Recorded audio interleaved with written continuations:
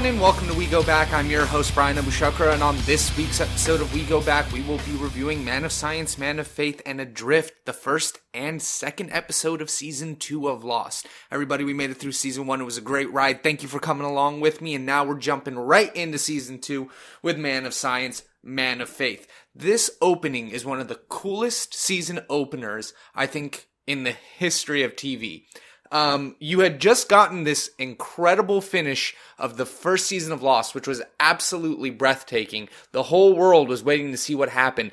And then we get this intro to this new season that just follows right where they left off. And I feel like these whole first two episodes are so incredible. After the first season, you really don't get disappointed. Second seasons can really mess with the show's vibe. They start to change stuff up and it alienates some people because they got so familiar with the first one that sometimes it, pushes some people away. But this second season really, and the opener for it specifically, really puts you right back in the mood of Lost. Like, really just picks up right from where it left off. Because you're in this hatch, and what we find out is actually the hatch. And throughout this whole opening, you are thinking this is a flashback.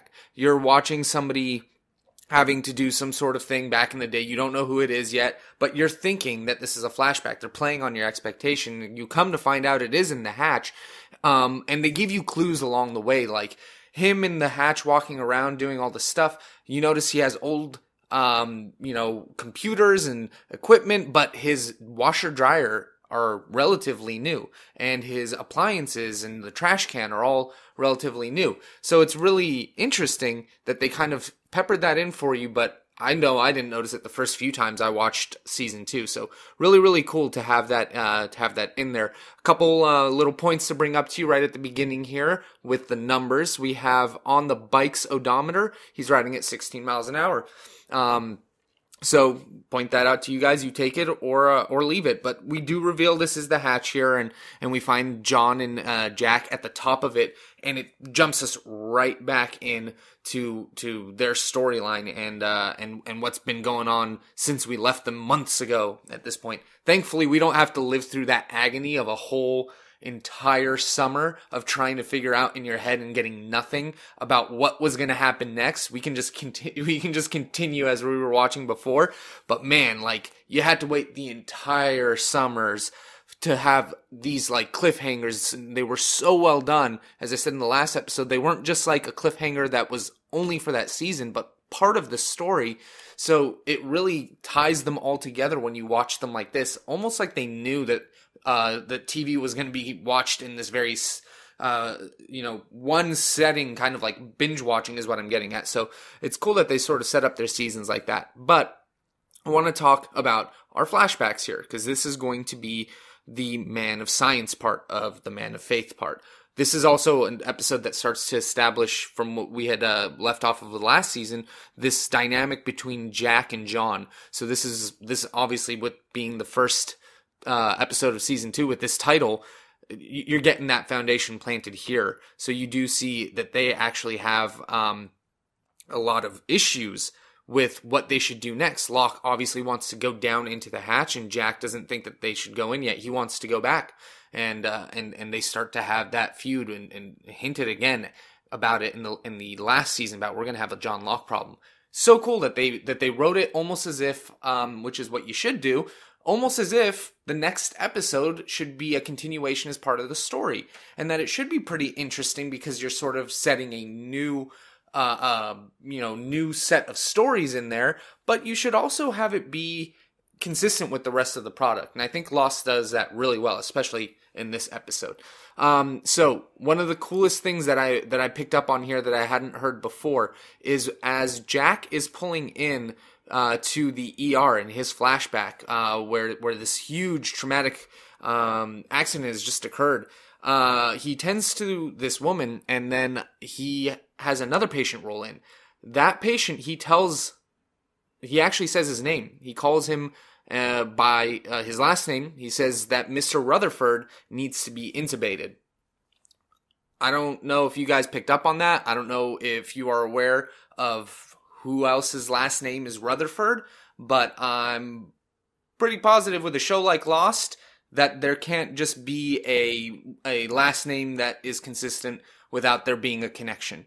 If you guys can't remember off the top of your head, Shannon's last name is Rutherford, and as per what we've been told in season 1, her father died and left her with none of the money. That her stepmother took all of the money. Is this the same Rutherford? Maybe. We'll have to keep watching because it's not told more there. We just heard a name. So I'm not sure if that's the same guy, but there's a pretty good chance when it comes to Lost, if something has a connection, it's got to be something close. So we'll keep that in mind as we move along in the show. I also want to point out that this time of death is 8:15, same number as the flight. So this is sort of the Jack flashback as to what happened with him and his wife, and the story that we had heard from season 1 about how he had fixed her. So we see this how he fixed her and what happened and what sort of changed his mind, because by the point where he's getting married to her, he obviously doesn't want to be married to her. So we sort of see where that transition is or starts here. We get to see Jack suffer through it in a certain way. Anyway, so we have Jack and John returning to the caves and bickering about destiny. John is very serious, very calm, while Jack is very sarcastic. He doesn't take any of this idea of destiny serious at all. So he's sort of making a joke, but John's response here with a very cold and not mean, but just a very sincere, oh yeah, no, I believe that we were brought here for a reason. He definitely has that tone in his voice. So I think this also shows you the difference between how they approach things. John is a very open and accepting person. He's receptive to outside stimuli that could be something that is unknown to him, whereas Jack is more cynical and puts up a front against it first, constantly questioning why or pushing against it for some reason or another. So really cool to see these in the exchanges that they have. So really, really, really like it. Little point here that we cut to when Shannon is looking for Vincent, and I find this part funny. She says that this dog is the only thing anybody asked her to do. I feel like she's forgetting the whole first season where she was asked to help Sayid decipher these crazy woman's maps. I don't know. That's definitely being asked something to do. So anyway, but this takes us into seeing a absolutely drenched Walt speaking in like empty voices and backwards. We don't know what he's saying. We don't know how he's there, but we have to assume that this is about the same time as what's going on in the water, as is what's going on in the beach. So there's no way that could be Walt. So what was that? It is established, though, through the conversation with Sayid that she had just had, that she hadn't slept a lot and that she's delirious. But again, we're talking about Lost. So these things have to have a connection somehow. Why is she seeing Walt? What is going on here? And especially because we know, this is playing to us as the viewers, we know that he's been taken and abducted from this raft. So it's possible he could be there, but there's no way. And why would he have gone by himself? So what are we seeing? Good question. We'll move on from there. I want to talk about the conversation between Locke and Kate when they're walking back to the caves. She is very almost telling to John about how Jack perceives him, but I feel John is very aware of how he's being perceived by Jack.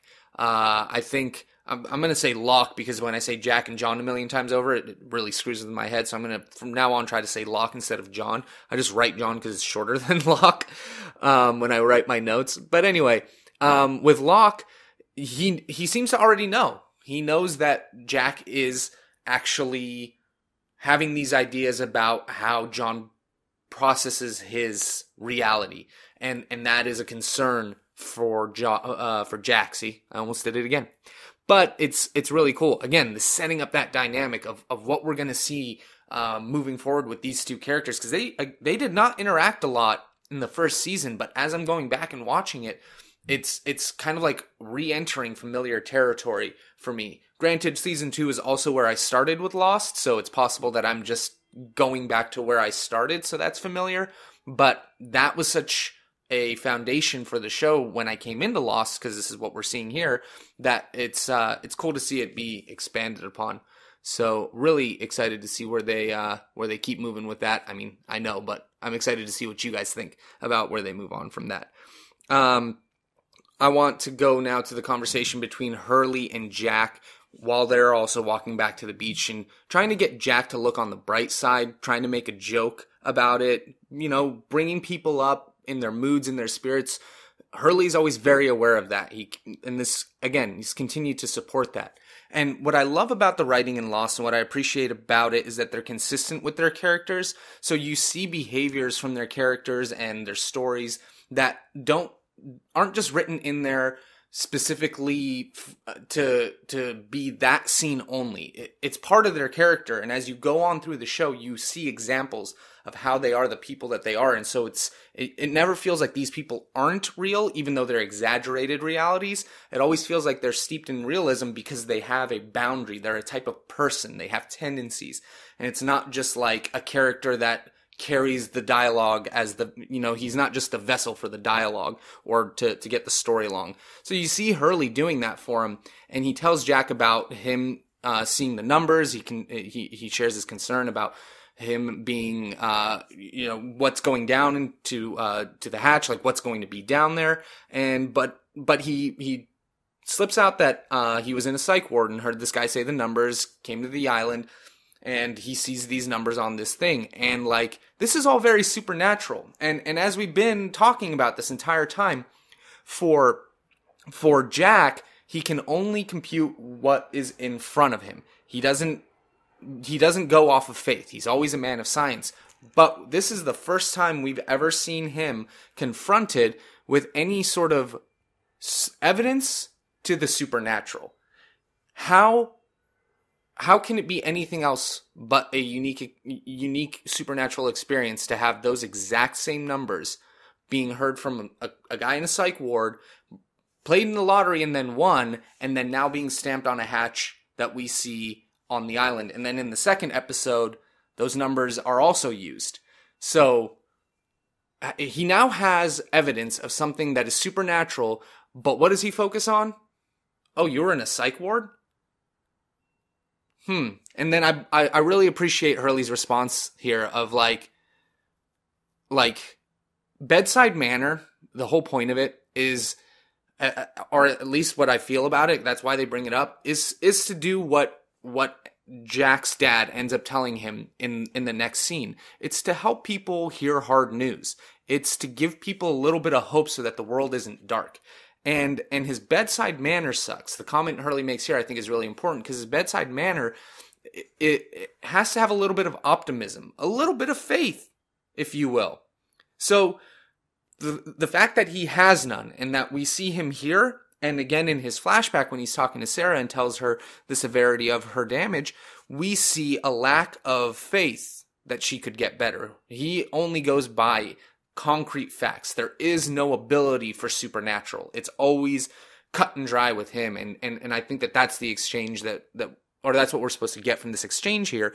And again, it keeps in line with what I'm saying about how Lost builds their characters. These are people who have consistent tendencies. And we see Jack to have that tendency again with not accepting something as faith. With these numbers could not have been anywhere else. So, moving along, we have the flashback where Jack does have that conversation with his wife and the advice that his father gives him about the importance of hope and what that hope, if it doesn't have it. And we've heard even Saeed say it in the first season about the lack of hope is never good.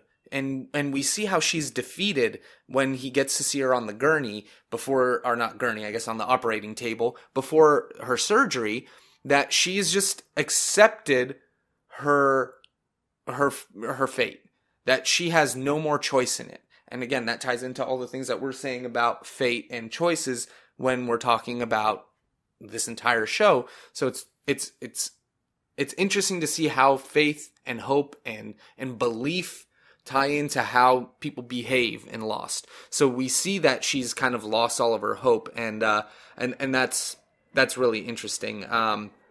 Because what we see is upon returning to the caves, Jack stands up in front of everybody and gives his speech about, we'll all be here tomorrow morning, we're all going to be okay, everybody just trust me.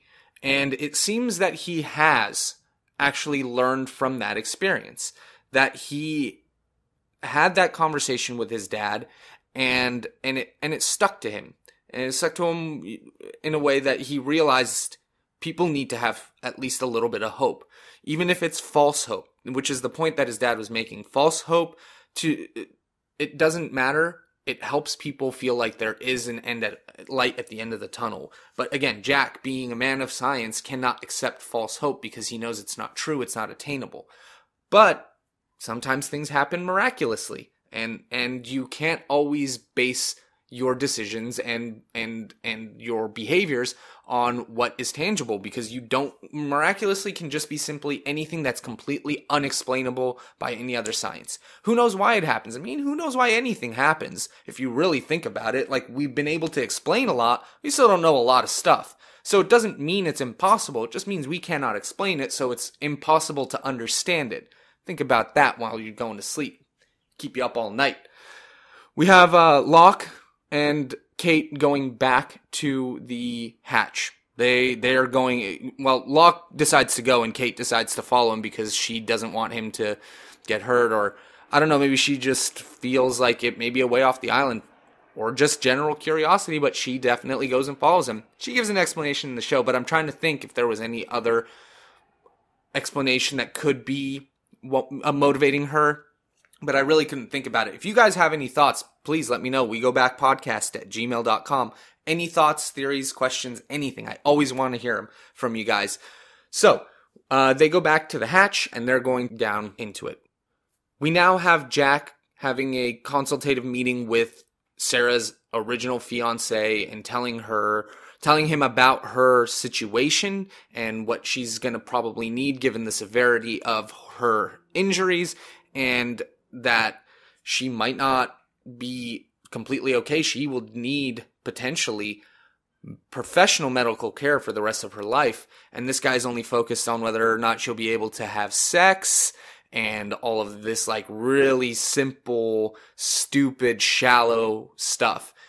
Interesting to note, this guy's wearing all black. And granted, Jack, I think, might be wearing a surgeon's jacket. I didn't really pay attention to that. Or a doctor's jacket. I don't know what it's called. But this guy's wearing all black. And I felt like there's a specific reason that they had this guy wearing black in this episode. I mean, come on. This guy is meant to really feel like an absolute asshole. And he does. He achieves that feeling. He only cares about what his wife is superficially to him. And here we have another instance of the numbers, guys. It's 8 months until her wedding.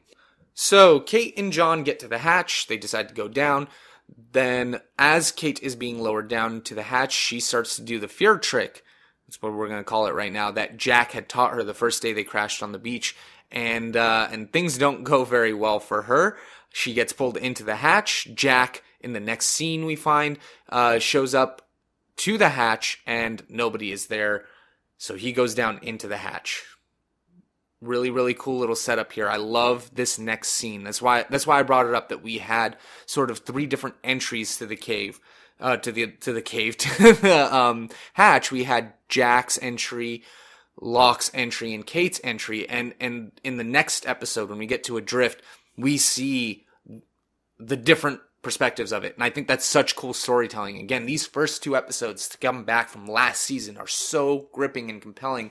It's really, really fun to watch them. I didn't take a lot of notes, but as I'm talking about them, I'm just noticing how well they were produced and how interesting and engaging they were. So it's really, really fun to see how these stories are being told and the different ways that they do it. But let's go to our flashback. We have Jack, after he has promised to fix Sarah, doing a tour de tade, which is you run up and down the steps in a stadium.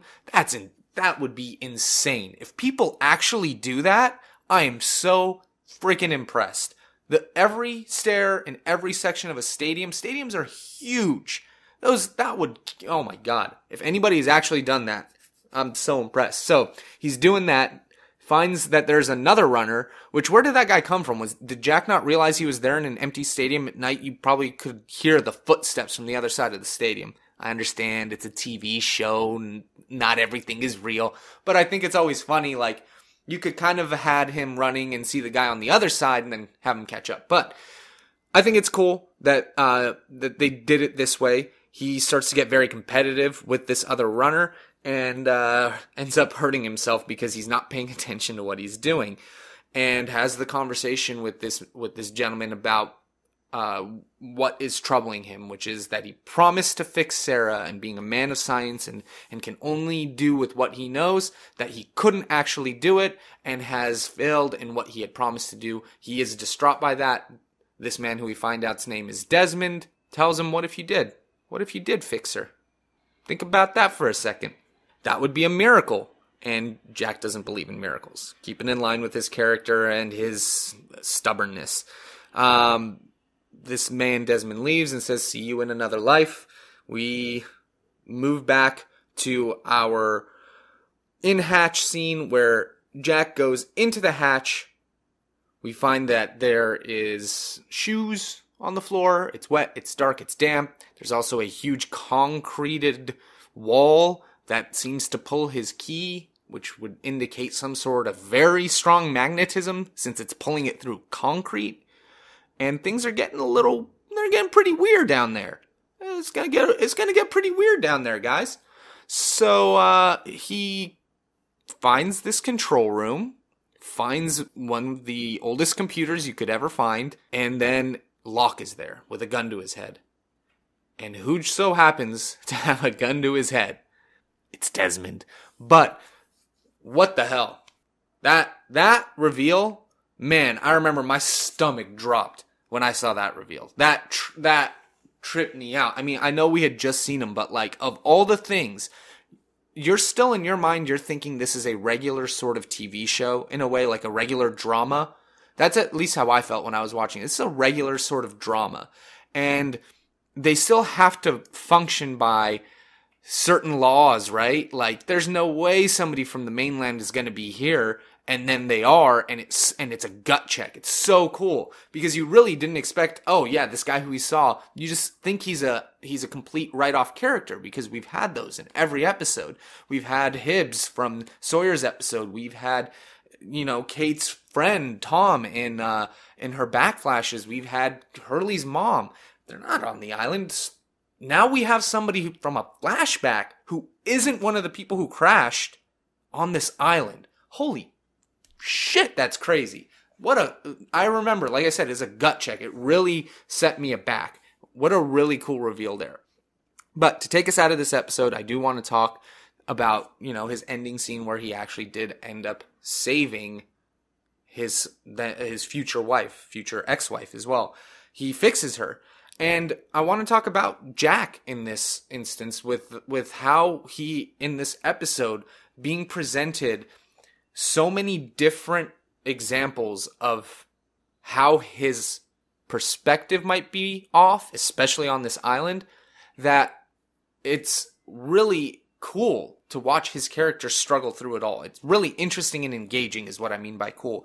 You have Locke and Kate talking about seeing a smoke monster as they're walking back to the caves and talking about what he thinks Jack is going to see because he knows how skeptical Jack is. We have a miracle occurring for this woman actually having her back fixed, even though Jack didn't believe to have done it, but it worked and it happened and it's unexplainable. But whenever he's approached with anything that is supernatural, he deflects it.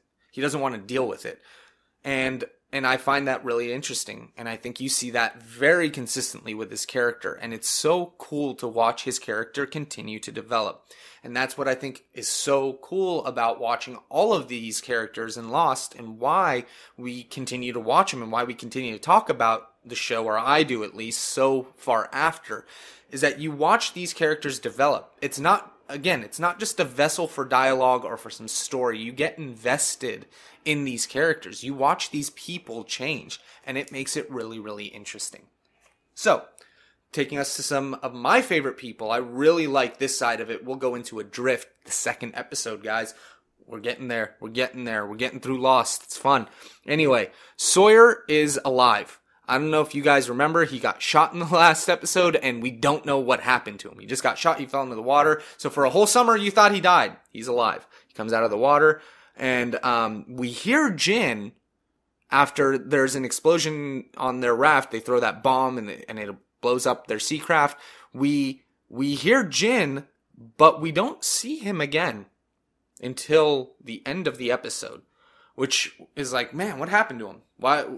Where was he at? And I think we get a little bit more exposition on that, hopefully, but we will later in the season. But man, we now have this dynamic of Michael and Sawyer, who kind of already butt heads. So that takes us to our first flashback. We have Michael in New York trying to talk to a lawyer, and I wanted you guys to pay a little bit of attention to what's in the window in the background. It's the World Trade Center. And that is, again, how Lost tells you the story without having to blurt it out to you. We know this has to be sometime in Walt's early youth, because it's in 2001 and it's 2004 when they when they land on the island or crash on the island. And that would make him, what he said, he was 9, so he was like 5 or 6 there, something like that. But it tells you what time period that was in. And it might have been even sooner than that if it was just only 3 years before. It might have been even sooner than that. But it's telling you it's before 2001, which is so cool that it can tell you what year it is or approximate what year it is without having to actually put like a little ticker at the bottom that says New York, 1998. Or whatever year he's supposed to be born. I believe it's 1998, actually. I might be right about that. I'll look it up in the Lost Encyclopedia. Which, to sidetrack real quick, guys, if you ever have any questions about anything specific and you want to have a physical copy of, like, what the show ran with as their Bible, I guess is what they called it, pick up the Lost Encyclopedia. I was looking at this earlier. Sorry for the sidetrack. I was looking at this earlier before the episode, and I was just like thumbing through it. Man, there's just so much depth and knowledge. And if you're listening to this podcast, you're probably into it. I haven't even read all of it, but I've read like 120 pages of it. It's like 400 pages. But it's big. It's like a coffee table book. Really, really interesting if you guys are into Lost and want to dump some time and have a really cool collector's item. If you're behind, don't flip through that because it's not spoiler friendly at all. It is like an encyclopedia. It's done by alphabetical order, so don't get it or get it, but don't flip through it and don't read anything because you'll spoil a lot. And Lost does a great job of revealing things, so don't ruin that experience for yourself. I know some of the stuff has already been revealed. Just don't do that. Either watch it or don't. That's all I'm saying. Anyways, that gets us back into the episode. We find out Susan wants Michael to sign away his legal rights to Walt because she's going to move to Rome with her new husband and they want to adopt Walt. Michael, of course, does not want to do that.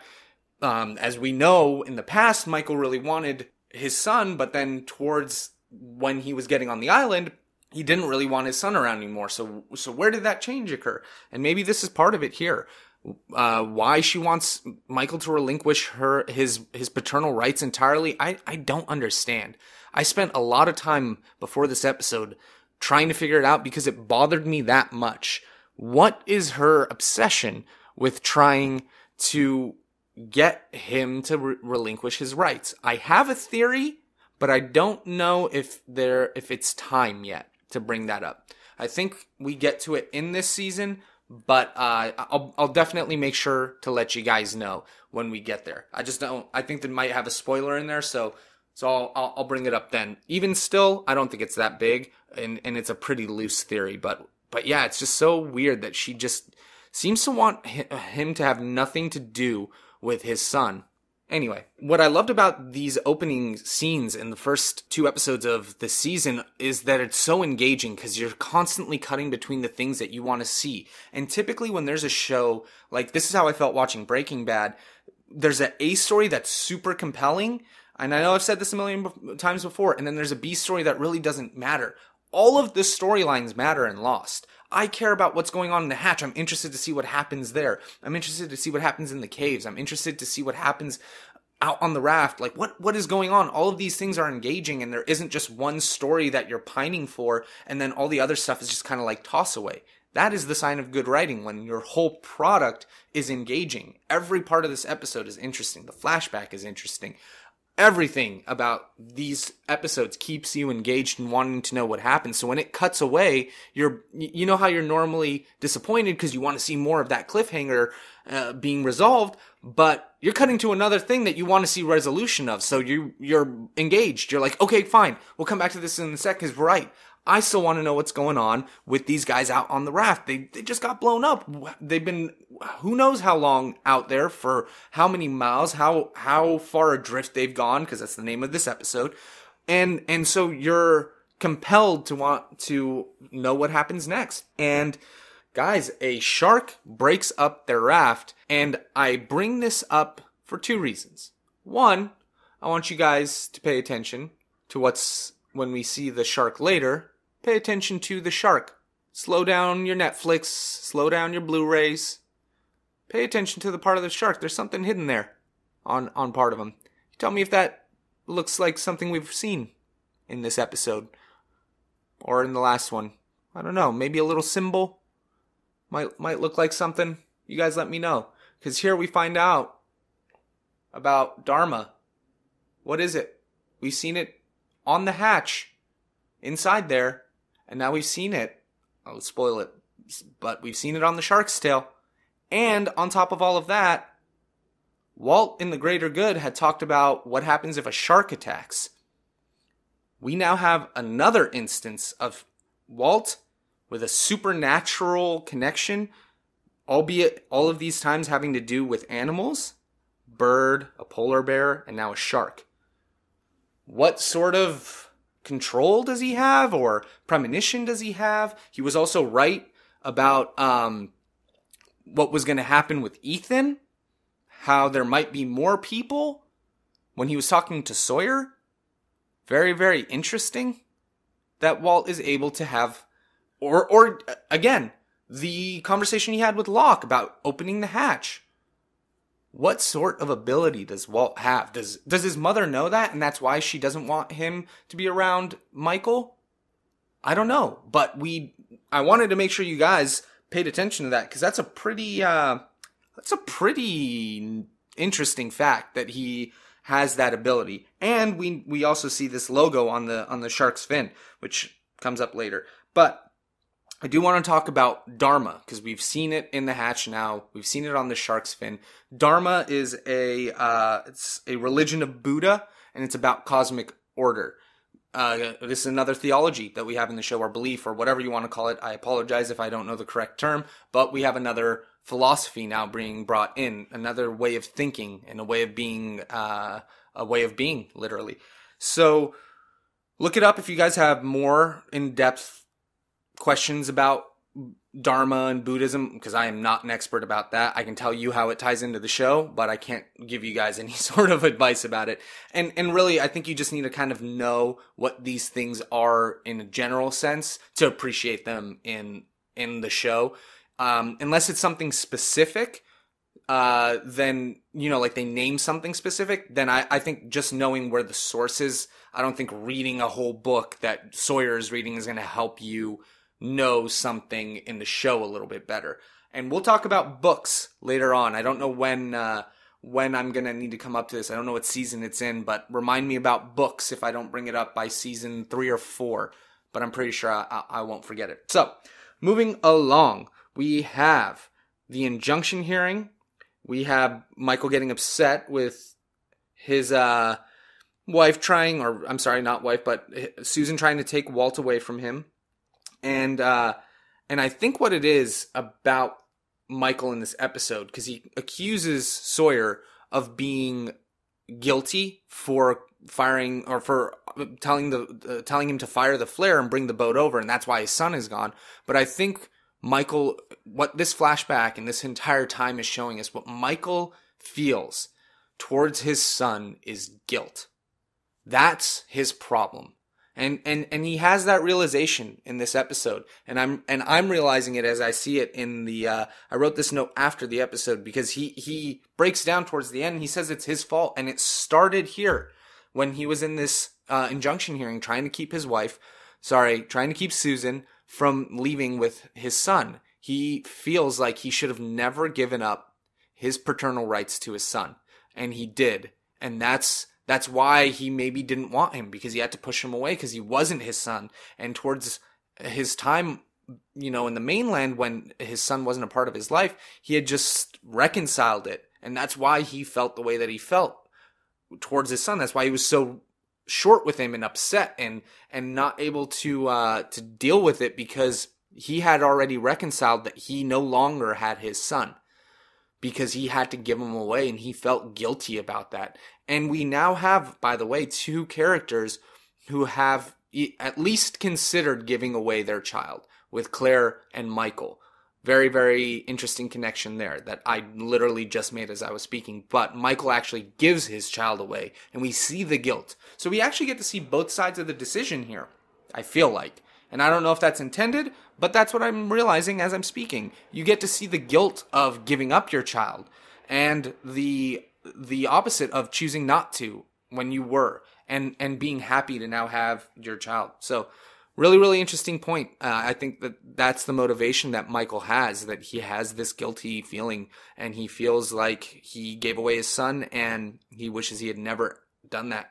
So let's talk about back inside the hatch. We have Locke going in there, finding out that Kate has been knocked out and is being held up by Desmond at gunpoint. Desmond asks him if he is the one to, and John just agrees 100%. He's just like, yeah, are you him?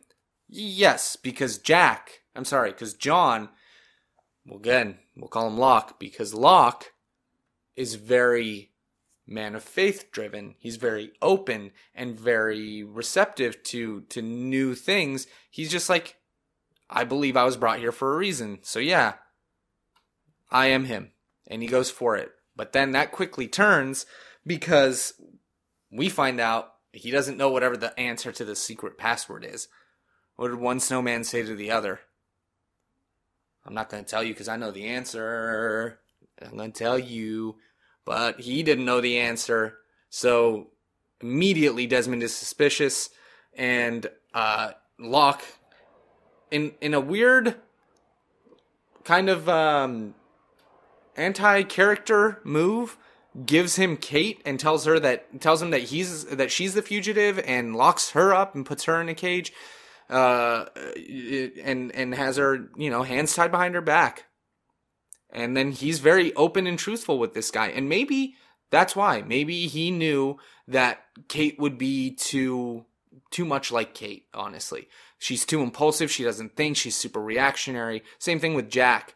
They're very similar, actually. But what you see with John is somebody who's very calm, and he's very collected and calculated with what he does. But it's very explicit, and you see that with how he addresses Desmond here. He's not, oh, I'm the good guy, blah, blah, blah. He's just open. He understands that this guy's going to be freaked out. He's locked in a hatch. He doesn't know if this guy could even get out. There's simulated light. So he's very diplomatic is the word I'm looking for.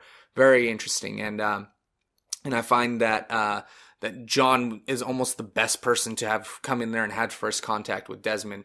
Maybe you end up finding out, or not finding out, but when we find out as the viewer that Jack knows Desmond from his past, that might have been an interesting exposure. But I think it's very good in terms of like breaking the ice that it was Locke, because he's not gonna be hostile.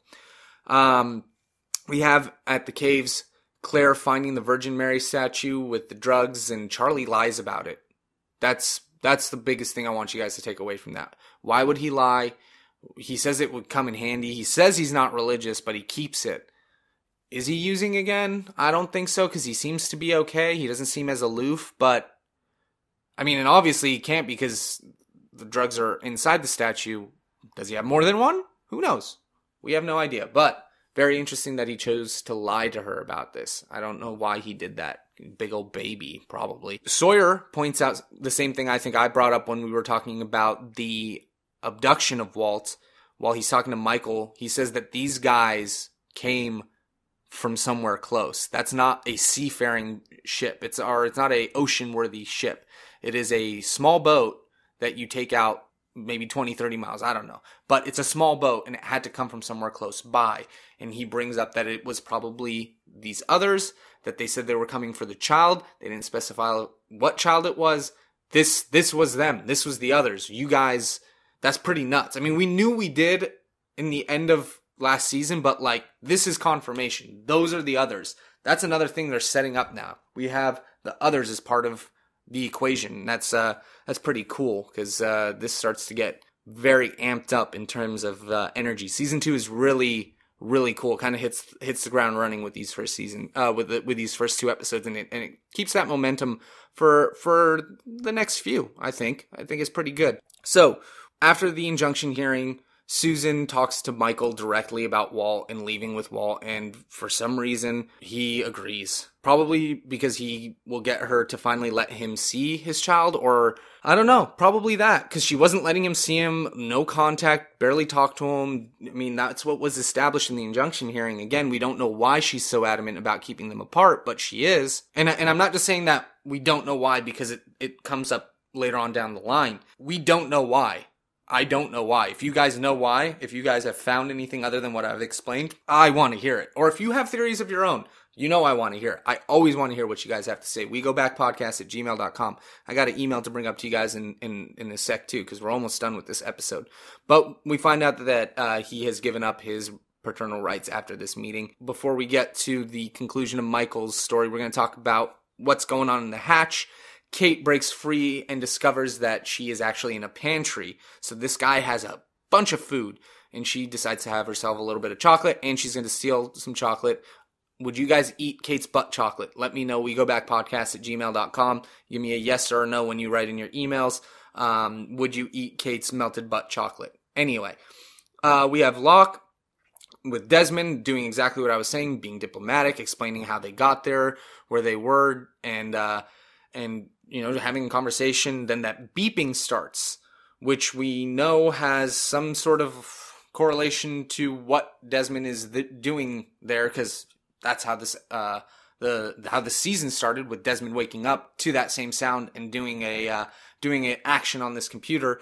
We find out that he has to put in some numbers and then hit execute. The numbers roll back to 108. Those numbers now stamped on the side, used to win a lottery game, used to win a magic bean counting game, or whatever it was called.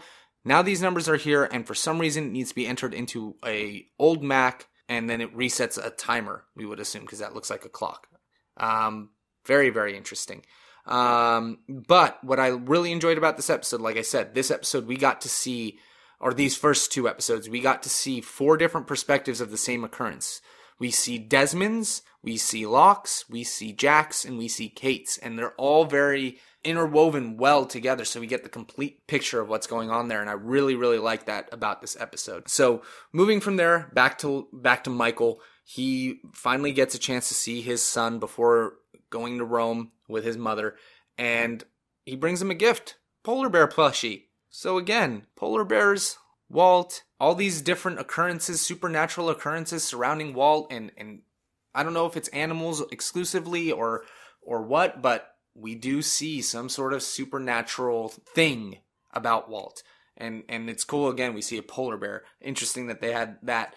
Polar bears are kind of the funnest part of Lost for me, because why polar bears? Out of any other thing, why polar bears? There's actually a reason. When we get to that, I'll explain it. So the end of the episode and the biggest reconciliation is Michael's acceptance of responsibility for losing Walt. And not just here, entirely, relinquishing his rights. They really drive home that point when they're talking with the lawyer at the very beginning, that he says it would be like no different than any other kid on the street. He lost Walt that way. He's not really his father anymore. He's not actually, I think, even legally his father at this point. I'm not sure, to be quite honest with you, if that has been done or not. We'll have to look into that and see, but it's not that important. But he might not even be technically Walt's legal father anymore. So who knows? But we have the issue, the guilt that Michael feels, and that is a very important thing to know about Michael, that he has a lot of guilt about his actions and his behaviors. So really cool to see him sort of work through that and learn something about him in this episode, something very deep and personal about him. So to close out the episode, the two are actually on the island again. They drifted back, and as they're there, Jin runs out of the jungle, and he's yelling words in Korean and sees them, knows their names, says their names, and then we are trying to understand what he's saying, and the words he's saying is others. And now we see more others. Very, very excited for next week's episode, guys. It's going to be a lot of fun. So let's get right into our emails. I only had one email this week from Ryan, so just get right into that.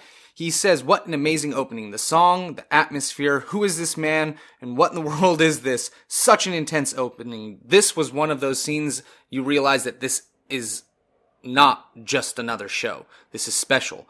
Jumps up to the telescope, the music swells, then we go reverse up to the hatch, season finale. Man, that's so cool that we get like it stitched back together from that point. That's a really good observation. He also does note that the opening song plays exactly for 1 minute and 8 seconds before the TNT blows off. He also recognized that Jack had made a choice about which of the two patients that he was going to work on, and that Mr. Rutherford died at 8:15 a.m. Very, very good eye, buddy. I always appreciate your input.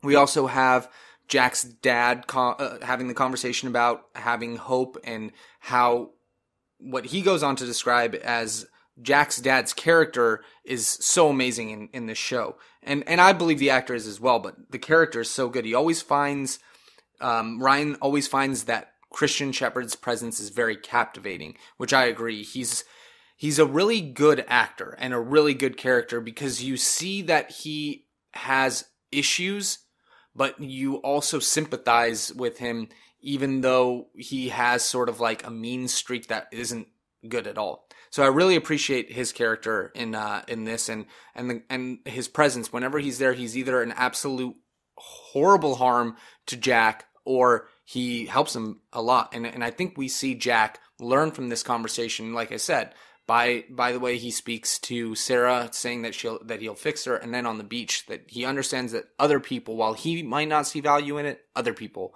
might need that hope. And I think that's really the purpose of this episode, that Jack can at least recognize the function of a hope. Whether or not he believes it does not matter. So we'll move on. He says, Jack, being a man of science, thought it was funny how the only thing he got out of Hurley was "you're in a psych ward." He says, then that makes me wonder if, although he loves Hurley, does he think that he's a little off his rock? Love how Lost does it. Goes from Hurley saying no bedside manner to him having horrible bedside manner to Sarah. So absolutely agree. I mean, we're seeing the same things here. Really, really funny to watch these characters be consistent, to actually be like living characters, and we see him have horrible bedside manner. He goes on to say, Locke certainly is determined after he hears that Kate is okay. She barely has a beat, and he keeps dropping her into the hatch. He also, and why I bring this up, points out that when Kate is counting to 5 to do the fear trick, she stops at 4, which is one of the numbers. He points out that the mural, on it has the numbers, of course, and the number 108. I don't know if you guys know this. This is not a spoiler, but if you add up all the numbers together, 4, 8, 15, 16, 23, and 42, it equals 108. So good observation on that, Ryan. I really appreciate that. All right, guys, that takes us to the end of this episode of We Go Back. Thank you so much for sticking through with me again. If you guys need to email me, wegobackpodcast@gmail.com with any thoughts, questions, theories. I love reading them. Really love all the input that you guys have. Want to have more from you guys, so please, wegobackpodcast@gmail.com. Follow me at Twitter, King Lord Bryan, and we will see you guys next week, which is going to be episodes 3 and 4. orientation, and everybody hates Hugo. So really excited to get into this second season of Lost. We're starting to get more and more exciting episodes. All right, guys, thank you so much for sticking through. Can't wait to see you guys on next week's episode. Thank you again. Take care.